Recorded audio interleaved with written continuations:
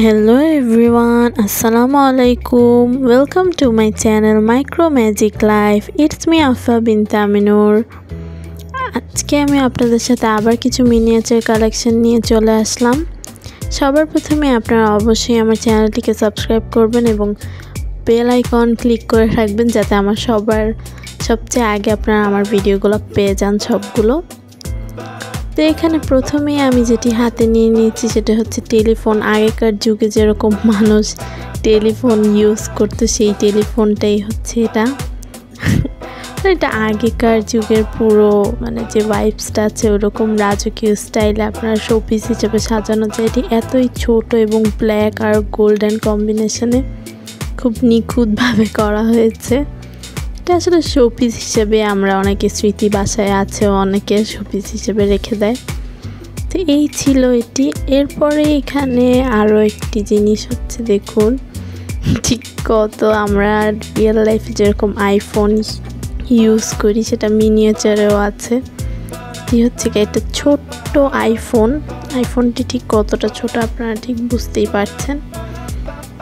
এই আইফোন পাতলা পুরোই রিয়েলের মতন দেখতে লাগছে। তো এই আইফোনের কালারটা ঠিক অ্যাশ কালারের মধ্যে রয়েছে এবং আইফোনের লোগোটাও খুবই স্পষ্ট বোঝা যাচ্ছে। আর এখানে দেখুন যে অ্যাপসগুলো আমরা ফোনে ব্যবহার করি সেই অ্যাপসগুলোও খুব সুন্দরভাবে স্পষ্ট বোঝা যাচ্ছে। তো এই হচ্ছে কি কিউট আইফোনটি। তারপরে এখানে রয়েছে দুইটি ব্যাগ। এই ব্যাগ দুইটি কালার রয়েছে। এটি হচ্ছে স্কাই ব্লু আর গোল্ডেন কালারের মধ্যে চেইন দেওয়া হয়েছে। তো এটা আমি হাতে নিয়ে দেখাচ্ছি। এরপরে সেম ডিজাইনের ব্যাগটি ব্ল্যাক কালারের মধ্যে রয়েছে, চেইনটি ঠিক গোল্ডেন। ব্যাগটি খুবই কিউট দেখতে, খুবই ছোট। তারপরে এখানে সবচেয়ে ছোট আর সবচেয়ে কিউট যে জিনিসটা হচ্ছে সেটা হচ্ছে ঘড়ি। যে আমরা ঘড়িটা যে হাতে পরি সেই ঘড়িটা দেখুন, ঘড়িটি ঠিক কতটা ছোট। খুব সুন্দর একটি গোল্ডেন রোজ কালারের মধ্যে ঘড়িটি এসেছে।